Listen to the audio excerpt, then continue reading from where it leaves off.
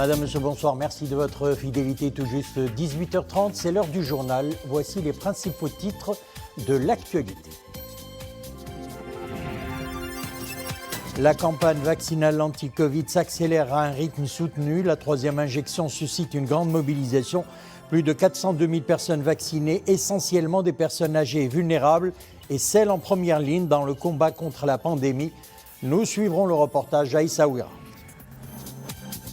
La région de l'Aïn Saqiya al-Hamra renforce son infrastructure hospitalière afin de réduire la pression qui s'exerce sur les hôpitaux de la ville. Un hôpital de campagne anti-Covid voit le jour en cette période de pandémie.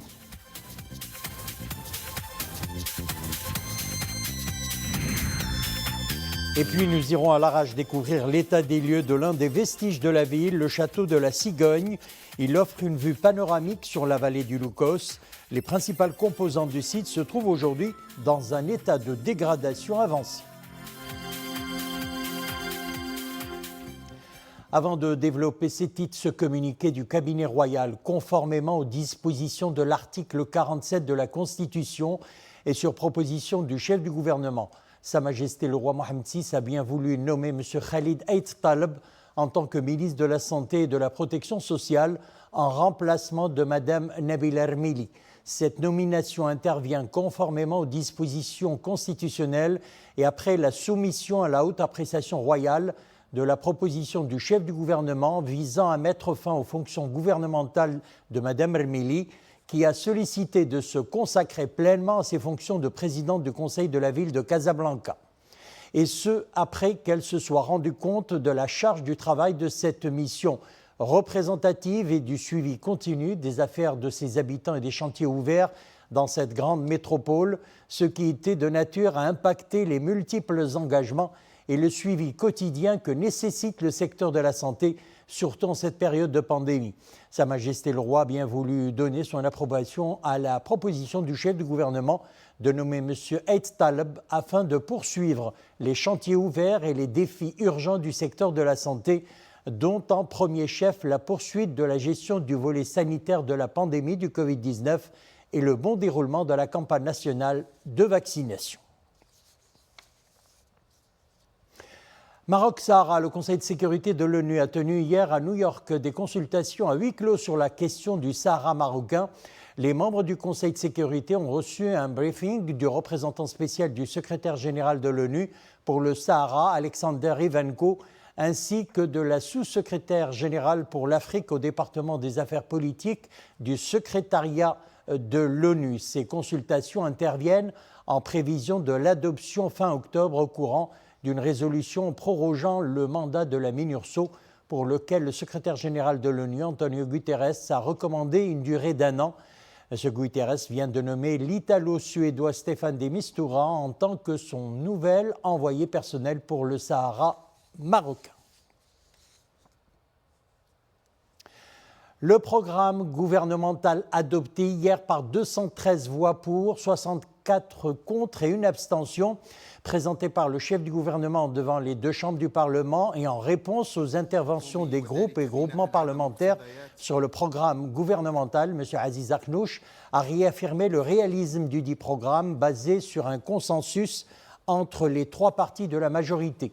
Le programme gouvernemental s'engage à porter la croissance économique nationale à 4% durant la période 2021-2026 et à créer au moins 1 million d'emplois nets au cours des 5 prochaines années. Ainsi, la Chambre a accordé sa confiance au nouveau gouvernement, conformément à l'article 88 de la Constitution qui stipule que le gouvernement est investi après avoir obtenu la confiance de la Chambre des représentants, exprimée par le vote à la majorité absolue des membres composant la dite Chambre en faveur du programme du gouvernement.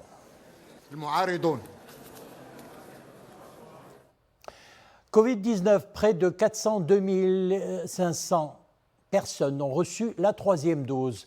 Près de 2 semaines après son lancement, l'opération se poursuit dans d'excellentes conditions. Les personnes concernées par ce rappel y adhèrent massivement. Il s'agit de personnes âgées et vulnérables et de celles en première ligne dans la lutte contre la pandémie.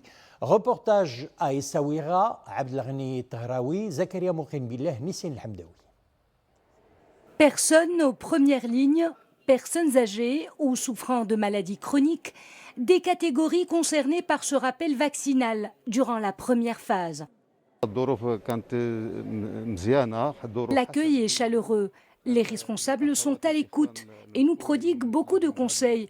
J'ai fait les 3 doses, je n'ai eu aucun effet secondaire. Le service est fluide et bien organisé. J'invite tout le monde à faire ce rappel. On dit que la 3e dose renforce l'immunité. Autant la faire. Au niveau de la province d'Essaouira, ce sont près de 58 000 personnes qui sont éligibles à la 3e dose. De quoi consolider leur résilience au virus et accélérer le processus de l'immunité collective. La 3e dose est recommandée pour les catégories fragiles car elle permet de renforcer leur immunité. J'invite aussi les citoyens qui n'ont pas encore fait le vaccin à se diriger vers le centre de vaccination le plus proche. D'après les spécialistes, les contaminations chez les personnes vaccinées interviennent généralement au bout de 6 mois après la dernière injection du vaccin. D'où toute l'importance de ce rappel vaccinal. Une campagne vaccinale anti-Covid qui se poursuit. Un total de plus de 402 423 personnes ont reçu la 3e dose au 11e jour du lancement de l'opération. Le nombre des primo-vaccinés dépasse la barre des 23 millions, alors que celui des personnes ayant reçu la 2e dose approche les 21,5 millions. Et concernant les principaux indicateurs, eh bien, l'amélioration est nette. Durant ces dernières 24 heures, on dénombre 506 nouveaux cas et on déplore 20 décès. Les cas actifs sont au nombre de 6013, tandis que les cas sévères ou critiques ont atteint 436. La région Laayoune Sarkia Al Hamra affiche un taux de vaccination de près de 60%. Dans le souci de réduire la pression qui s'exerce sur les hôpitaux de la ville, un hôpital de campagne anti-coronavirus voit le jour en cette période de pandémie. Quelques 30 médecins, dont 4 anesthésistes, réanimateurs et 52 infirmiers, assureront la prise en charge des patients du Covid-19 dans cette nouvelle structure. Les développements, Nissine Hamdaoui. L'hôpital de campagne de Laayoune, fraîchement mis en place, vise à renforcer la capacité litière des structures hospitalières de la région à l'heure de la crise sanitaire. Tout est fin prêt pour accueillir les cas de Covid-19, nécessitant une hospitalisation. Cet hôpital est un complexe médical destiné aux malades atteints de Covid-19. Il est d'une capacité de 128 lits, dont 16 dédiés aux cas admis en soins intensifs. Cette capacité peut s'élargir à 32 lits. Cette nouvelle structure dispose de moyens nécessaires pour fournir aux malades des prestations de soins aux normes en vigueur. Des équipements de haute qualité ont mobilisé 32 millions de dirhams, de quoi permettre aux cadres médicaux et paramédicaux d'accomplir leur mission dans d'excellentes conditions. L'offre de soins anti-Covid dans les établissements publics se renforce dans les provinces du Sud. La preuve irréfutable que la décentralisation du système de santé est une réalité. On prend la direction de l'Araïch, El-Feth, au château de la Cigogne, édifié par les prisonniers portugais lors de la bataille des Trois Rois. Le château offre une vue panoramique sur la vallée du Loukos. Les principales composantes du site se trouvent aujourd'hui dans un état de dégradation avancée. Reportage Yassine Bejelloun, Hassan Silla et Mariam Lemessi. Visiter l'ancienne médina de l'Arache, c'est admirer la vue panoramique sur la vallée du Loukos. Rencontrer les colonies de cigognes nichant sur ces forteresses. Comme ici, au fort d'El-Feth, le site nous rappelle par ses vestiges une longue page de l'histoire ancienne du royaume. Ce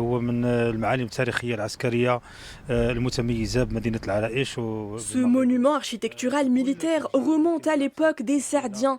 Son édification date de la fin du XVIe siècle, au lendemain de la victoire des Marocains à la bataille de Oued el-Makhazine.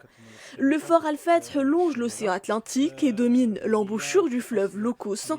Autrefois, il faisait office de rempart de défense contre les invasions étrangères et abritait dans un passé récent un hôpital militaire. Depuis l'indépendance, il est totalement délaissé. Construit par le souverain saadien Ahmed al-Mansour, le fort d'Al-Fath n'est plus que poussière.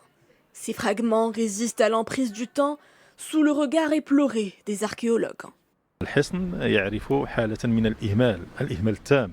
Aujourd'hui, la forteresse est livrée à l'abandon. Sous l'effet du temps, son état s'est fortement dégradé. Le fort ne fait l'objet d'aucun programme de conservation, de restauration, ni d'investissement depuis 6 décennies. C'est malheureux de voir le triste sort subi par une telle valeur culturelle et archéologique, ancrée dans la mémoire collective des Larachois et du royaume en entier. Redonner à la forteresse son aura d'antan, une urgence pour ses citoyens jaloux de leur patrimoine. Ils appellent à une meilleure valorisation de ce précieux lieu de culture, écrin du tourisme patrimonial. Ils sont 12 artistes qui nous viennent ou qui invitent à revisiter les différentes connexions entre la culture espagnole et la culture marocaine classique et contemporaine. Rosomat, l'imaginaire hispanique dans les dessins d'artistes marocains est le thème de l'exposition. À cette diversité thématique s'ajoute une autre de nature graphique en lien avec ce qui se passe dans la jeune scène marocaine de la bande dessinée et de l'illustration. On voit tout cela avec Dominique Orlando, Driss Beddou et Mohamed Chikir.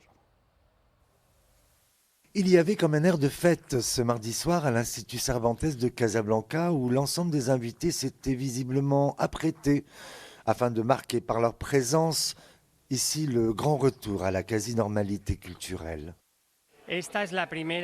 C'est la toute première manifestation qui a lieu en présence du public et des artistes. Selon moi, c'est là le véritable sens de la culture que de mettre en relation et en communication les gens entre eux. Cela n'a plus été le cas depuis mars 2020. Les 12 artistes qui ont été conviés pour ce premier vernissage 2021-2022 sont tous très jeunes. Ils avaient à traduire ce que l'Espagne, à travers ses images marquantes ou sa musique, révèle de particulier en chacun d'eux. C'était pas très difficile parce que la plupart des artistes, ils ont déjà une connexion avec la culture espagnole, que ce soit par la musique, les films, tout ce qu'on a en contact avec la culture espagnole en général. La plupart, il y en a qui ont déjà appris l'espagnol, il y en a qui n'ont pas idée de l'espagnol. Mais c'était pas très facile, c'était pas très compliqué parce que le sujet il était attractif. Donc c'était une belle occasion pour qu'ils se penchent eux-mêmes sur ce que l'Espagne représente pour eux, ce que la culture hispanique en général représente pour eux. Encore très peu enclins à sortir de leur bulle créative, ces jeunes artistes, principalement issus de la bande dessinée et de l'illustration, ont préféré laisser le soin à leurs œuvres de s'exprimer par elles-mêmes. Il est vrai qu'elles seront à leur place dans le patio de l'Instituto jusqu'en juin prochain. Voilà, c'est avec cette page culturelle que prend fin l'édition. Merci de nous avoir suivis. L'info revient à 20h30. Excellente soirée. Demain, vous aurez le plaisir de retrouver Nissir Naouzda. À bientôt.